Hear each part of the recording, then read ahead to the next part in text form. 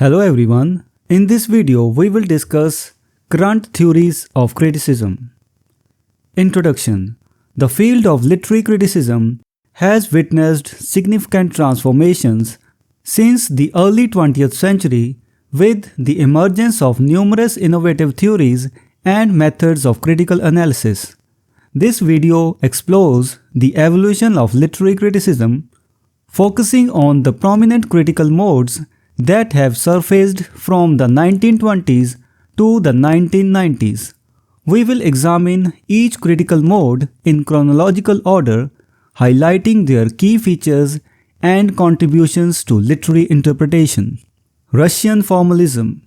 Russian formalism marked a departure from traditional criticism by emphasizing the intrinsic structure and form of literary texts.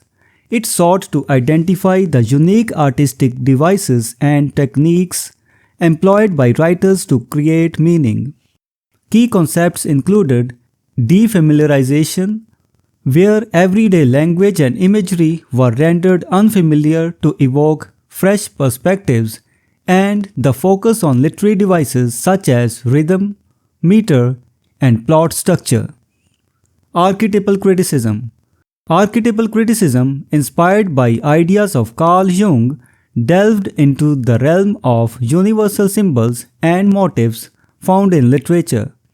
Critics examined recurring archetypes such as the hero's journey or the mother figure and explored their cultural significance and collective unconscious. This approach aimed to uncover the timeless and mythic dimensions of literary works. NewCriticism and phenomenological criticism. NewCriticism advocated close reading of the text, focusing on its internal coherence and the interplay of language and meaning.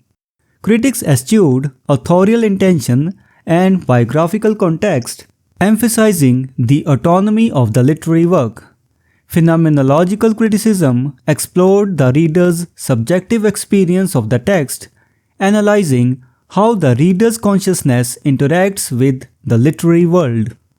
Structuralist criticism, modern feminist criticism, and stylistics. The 1960s witnessed a surge of critical theories, including structuralism, which sought to analyze literature as a system of signs and structures. Modern forms of feminist criticism emerged, questioning gender roles and representations in literature. Stylistics focused on the linguistic features of texts, examining the stylistic choices of authors. Theory of the anxiety of influence, deconstruction, and reader response criticism. The theory of the anxiety of influence, introduced by Harold Bloom, explored the complex relationship between poets and their predecessors. Deconstruction, championed by Jacques Derrida, challenged traditional notions of language and meaning, revealing inherent contradictions in texts. Reader response criticism emphasized the active role of the reader in constructing meaning. Reception theory, semiotics, and speech act theory. Reception theory investigated the ways in which texts are received and interpreted by audiences, highlighting the role of cultural and social contexts. Semiotics, based on Ferdinand de Saussure's work, analyzed signs and symbols in literature to uncover hidden meanings. Speech act theory examined the performative aspects of language and the illocutionary force of speech acts in literary works. Dialogic criticism and new historicism. Dialogic criticism, inspired by the ideas of Mikhail Bakhtin, focused on the interaction of different voices and perspectives within a text. New historicism emphasized the interconnectedness of literature and historical contexts, considering how power structures and ideologies influence literary production. Cultural studies. Cultural studies expanded the scope of literary analysis by exploring the interactions of literature with broader cultural and social issues. This approach examined how literature reflects and shapes cultural identities, politics, and ideologies. Post-colonial studies. Post-colonial studies shed light on the legacies of colonialism and imperialism in literature. It analyzed how writers from formerly colonized regions engaged with the impact of colonial histories, challenging dominant narratives and promoting decolonization. Queer theory. Queer theory explored issues related to gender and sexuality in literature. It critiqued heteronormative assumptions and examined how texts represent non-normative identities and desires.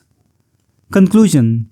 In conclusion, the evolution of literary criticism from the 1920s to 1990s reflects a dynamic engagement with diverse theoretical perspectives and critical methods. These innovations have enriched the interpretation of literary works and deepened our understanding of the complex relationship between texts, authors, readers, and societies. So this was the discussion on current theories of criticism.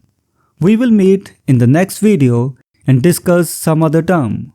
Until then, goodbye and thank you. Hello everyone, welcome to this series on literary terms and literary theory. If you want to study the notes and MCQs related to this term, you can click the link given in the description. We are also going to start our online and offline classes for UGC NET for English literature very soon. So stay connected with us.